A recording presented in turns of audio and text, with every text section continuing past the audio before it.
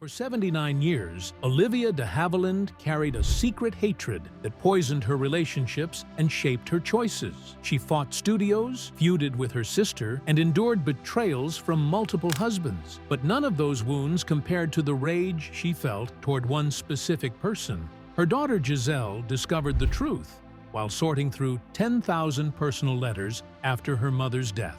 What she found made her understand why her mother lived in exile for 67 years. The revelation explains everything about Olivia's final decades of bitterness and isolation. Olivia de Havilland came into the world at exactly 2:05 in the afternoon on July 1, 1916, in Tokyo. Her father, Walter Augustus de Havilland, worked there as a patent attorney, and her mother, Lillian Roos, carried the spirit of the stage in her bones. Lillian had been an actress, and she nudged both her daughters toward the arts from the moment they could speak. Olivia was only 3 in 1919 when her parents separated. The move to Saratoga, California changed everything. It gave the girls a new home, but also planted the seeds of a lifelong rivalry. Their mother had dreams for them and pushed them hard, and each daughter began to feel the weight of trying to shine just a little brighter than the other. By the time Olivia turned 8 in 1924, she had already found the thing that made her feel alive. She stepped into a school play and played the March Hare in Alice in Wonderland. Something about the stage light warmed her in a way she never forgot. Her mother polished her diction and posture at home, guiding her with a firm but loving hand. As years passed, her confidence grew. At 13 in 1929, Olivia enrolled at the Notre Dame Convent School in Belmont and took on the role of Puck in A Midsummer Night's Dream. Teachers noticed the spark in her. Even though school was not always easy, kids teased her for her British accent. The Great Depression pressed down on everyone, and it made those school halls feel even heavier. Still, she kept acting.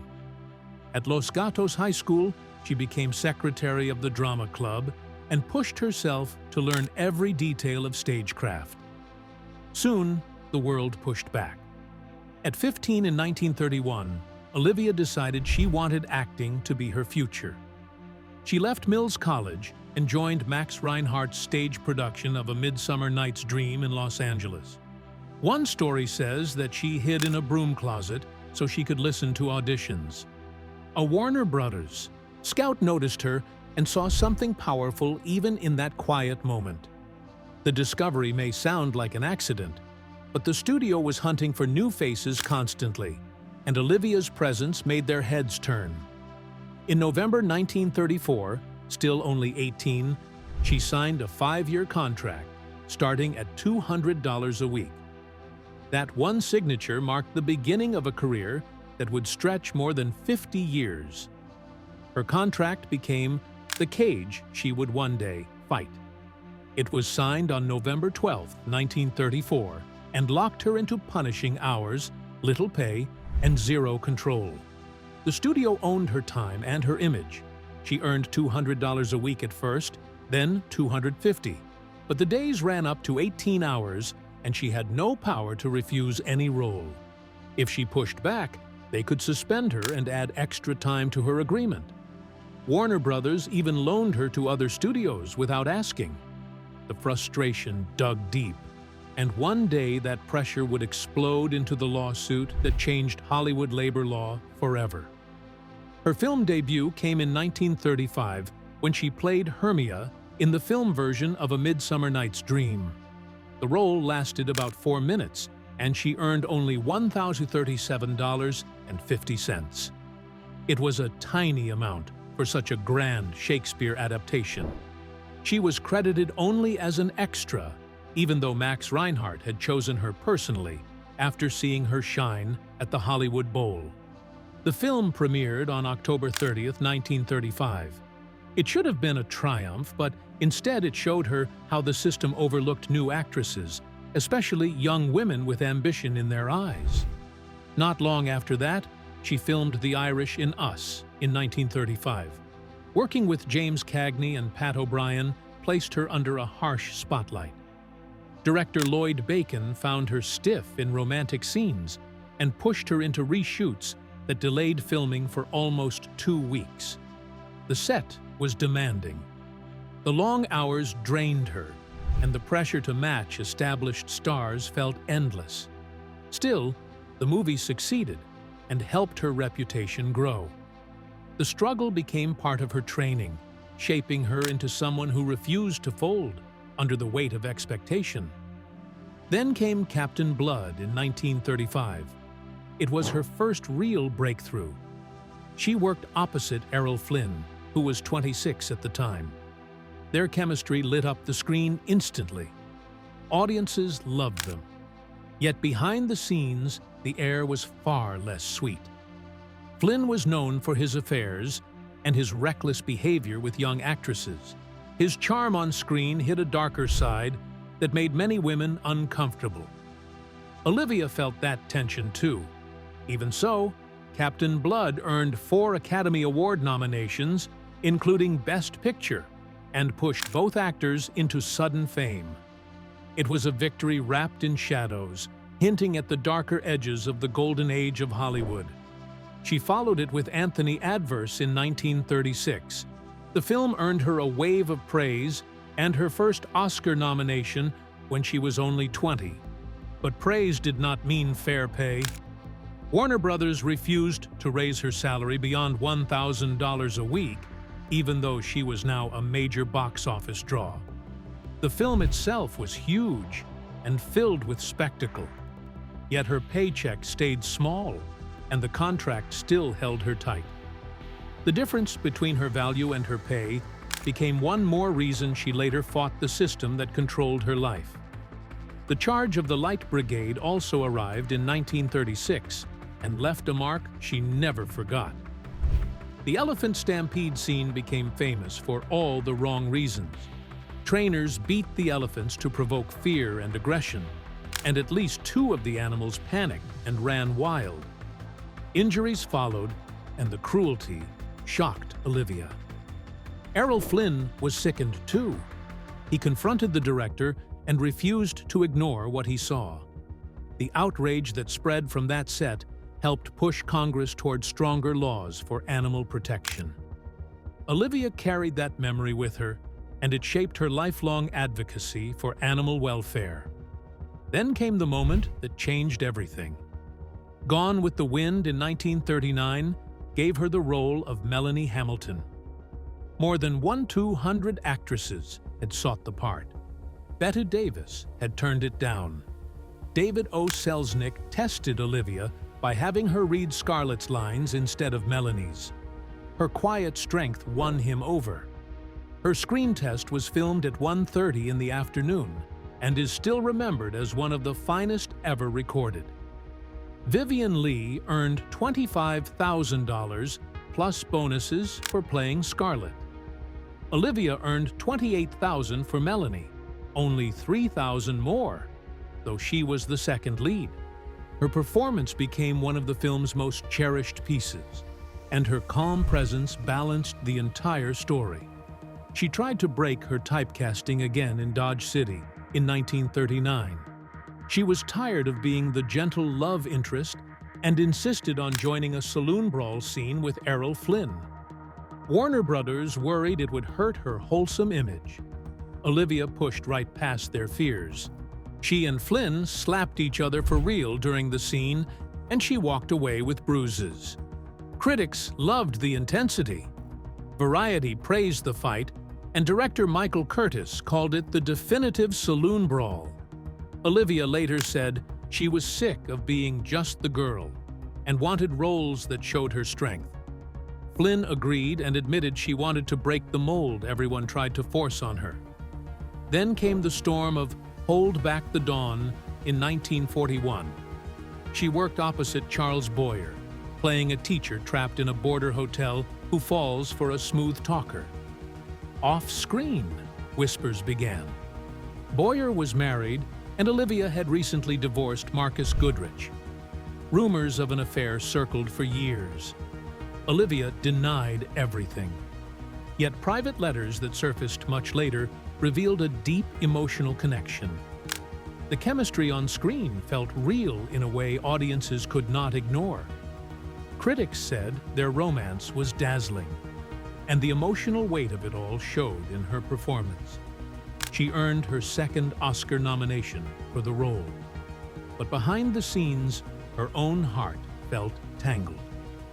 Olivia de Havilland walked onto the set of The Gay Sisters on May 15, 1941, already tired of being pushed into roles she did not believe in. She looked at the script, called it insipid, and stepped away from the production. That decision hit hard. Warner Brothers suspended her for 6 months without pay. And every time they suspended someone, they added those months to the contract. By 1941, her original 1934 deal should have ended.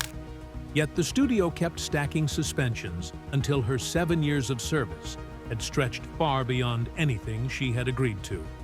Actors could be trapped this way for years. Even illness could add more time. Olivia refused lesser roles, and her boldness shocked Hollywood. It also became the spark that pushed her toward a fight much bigger than one movie. During that suspension, she lived on $50 a week from Warner Brothers. It was just enough to survive, not enough to breathe. Still, she refused to sit and wait. She volunteered as an air raid warden in Los Angeles and moved through dark streets during World War II blackouts, checking houses, guiding neighbors, and helping civil defense teams. These nights were long and quiet, and she took them seriously. Photos from the time show her in uniform during drills and inspections. The work was unpaid and demanding, but she stayed with it, building a reputation for strength even while her finances stayed thin.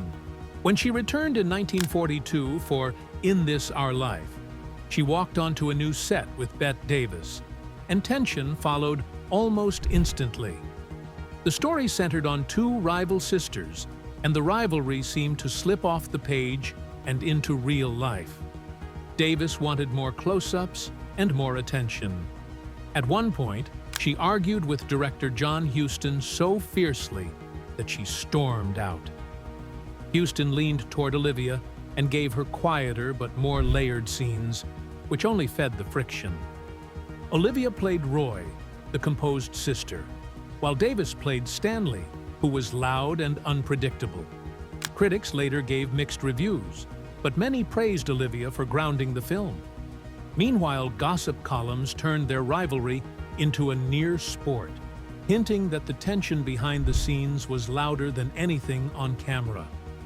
Then the real storm arrived. After another suspension tied again to the Gay Sisters, Olivia reached her limit. On August 31, 1944, she and her lawyer, Martin Gang, filed a lawsuit against Warner Brothers. She argued that the suspension system was a type of involuntary servitude and went against California labor law.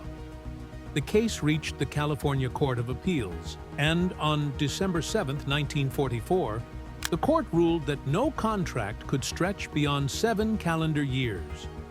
They awarded her $10,000 in back pay and cut 2 years off her deal.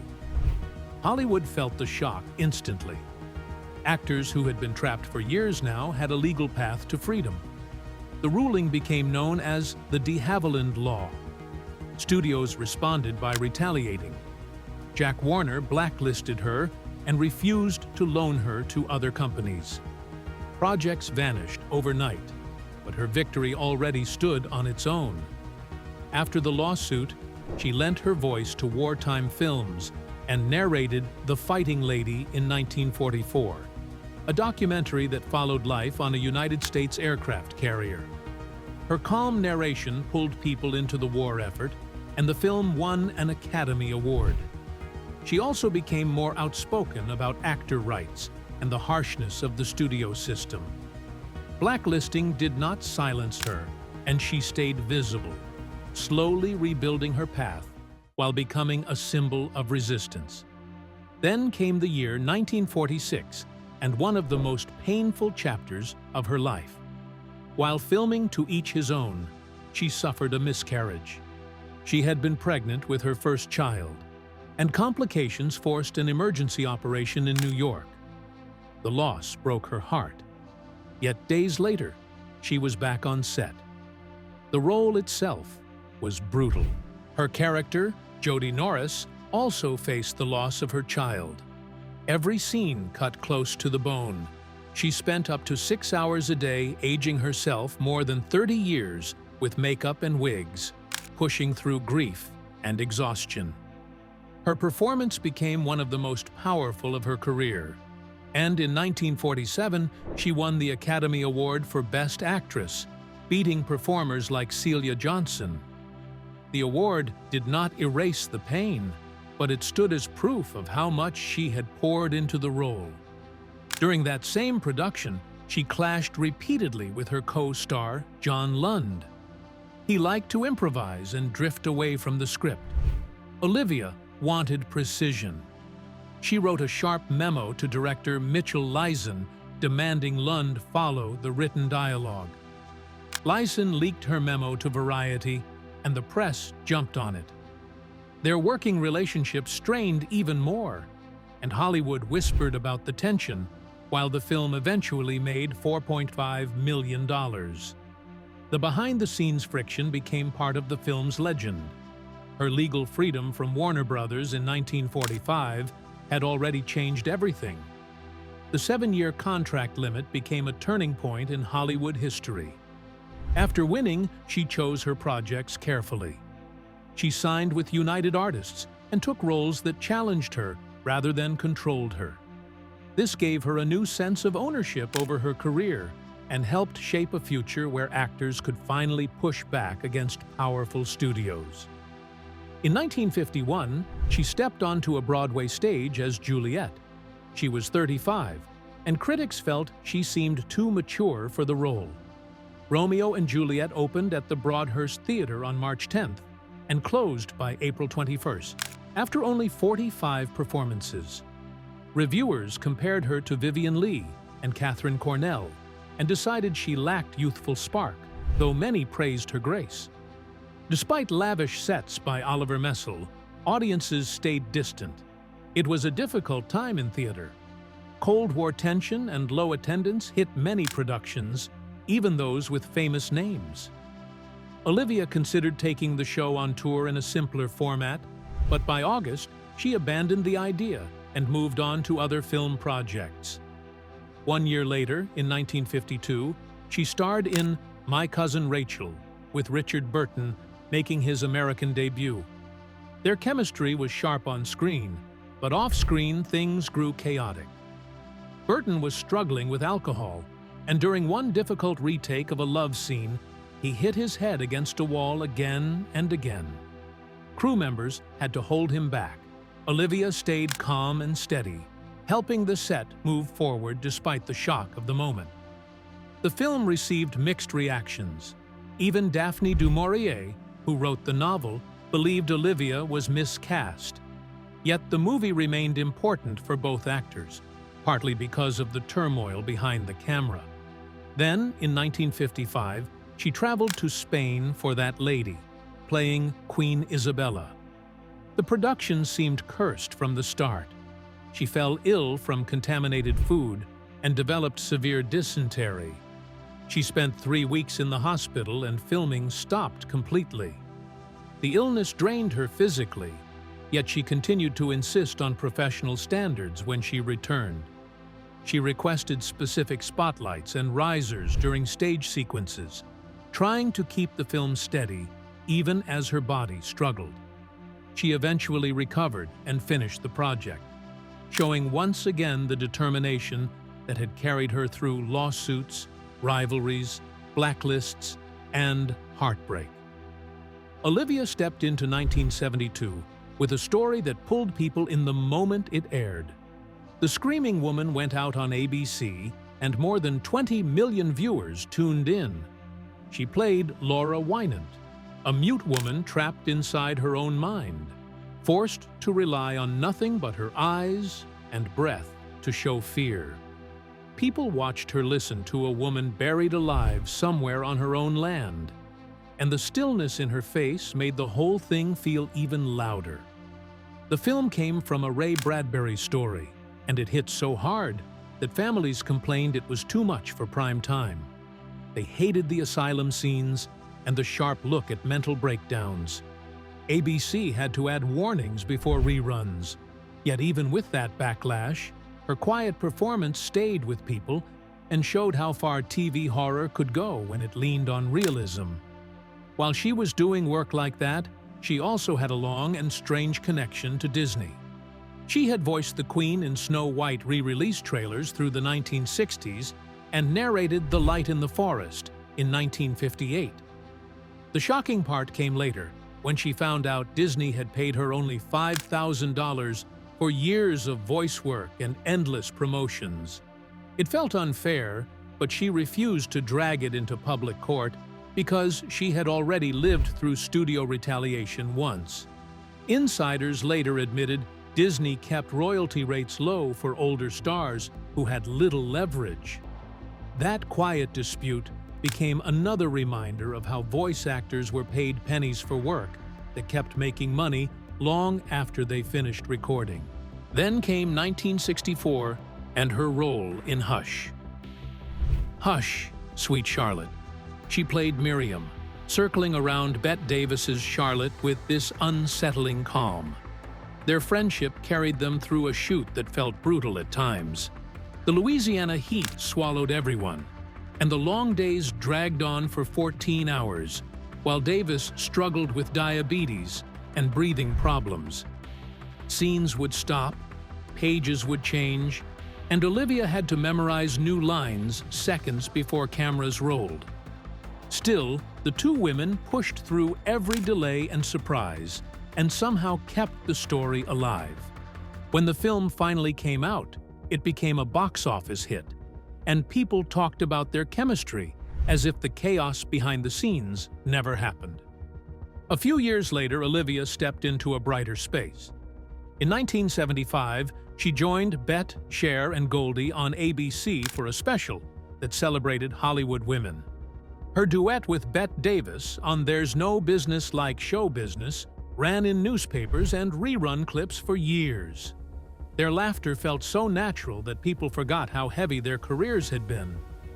The Emmy nomination she received afterward showed she could still surprise audiences in a new TV era.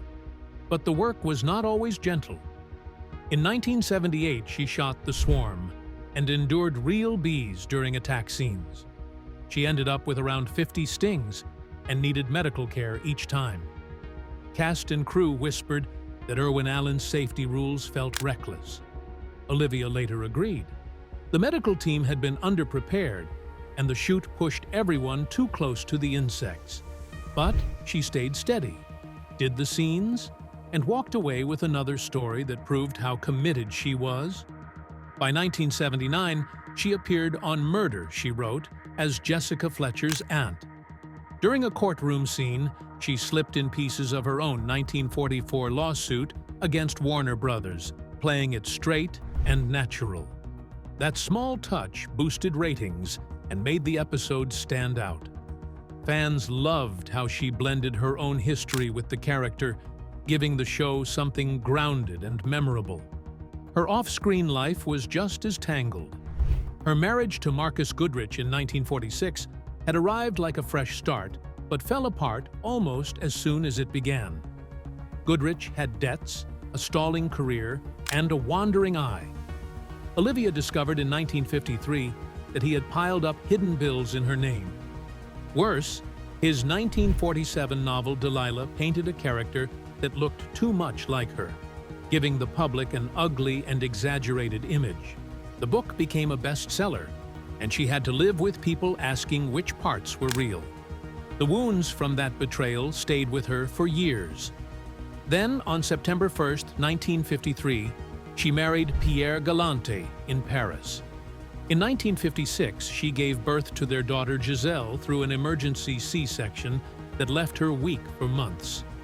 That painful recovery pushed her toward maternal health advocacy, and she spoke for years about the need for better support for mothers.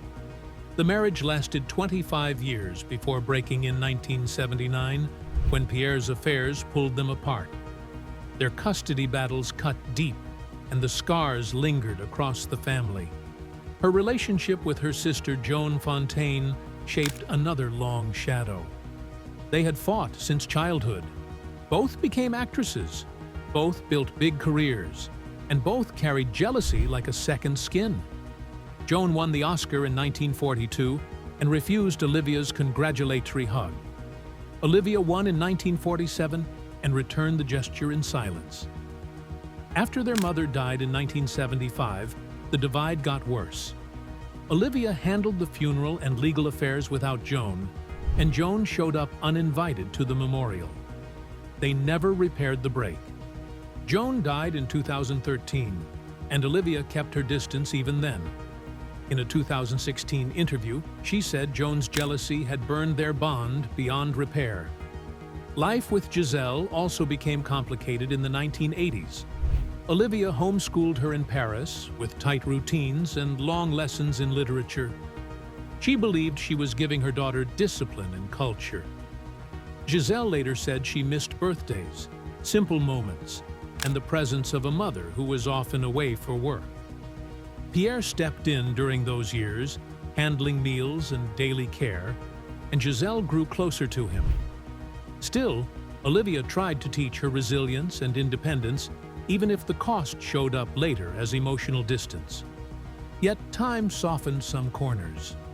In 2016, Olivia attended Giselle's art exhibit in Paris and spoke proudly about her work. She stayed quiet about her past marriages, keeping the humiliations locked away. But her presence at family events suggested she wanted some kind of peace. The old wounds never fully healed, but she kept moving forward with a quiet strength. At 92, she made headlines again. She had been invited to the White House on June 9, 2008, to receive the Presidential Medal of Freedom. Only 3 actresses had ever received it, but she refused to attend in protest of the Iraq War.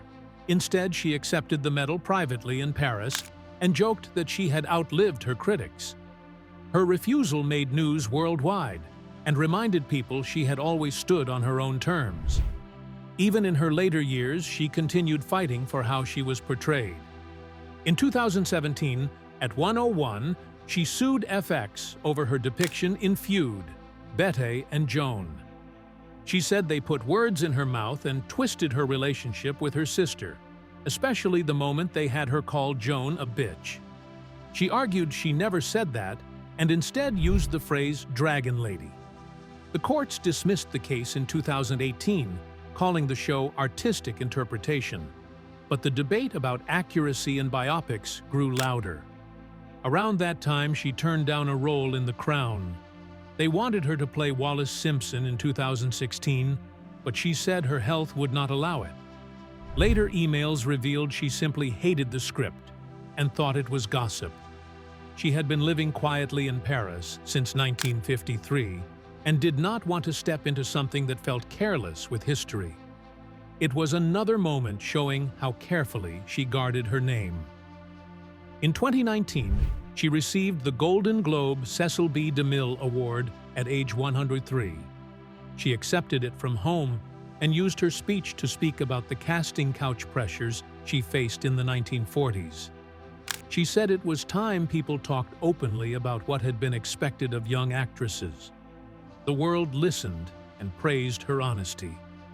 Her last years showed a mix of reflection and resolve.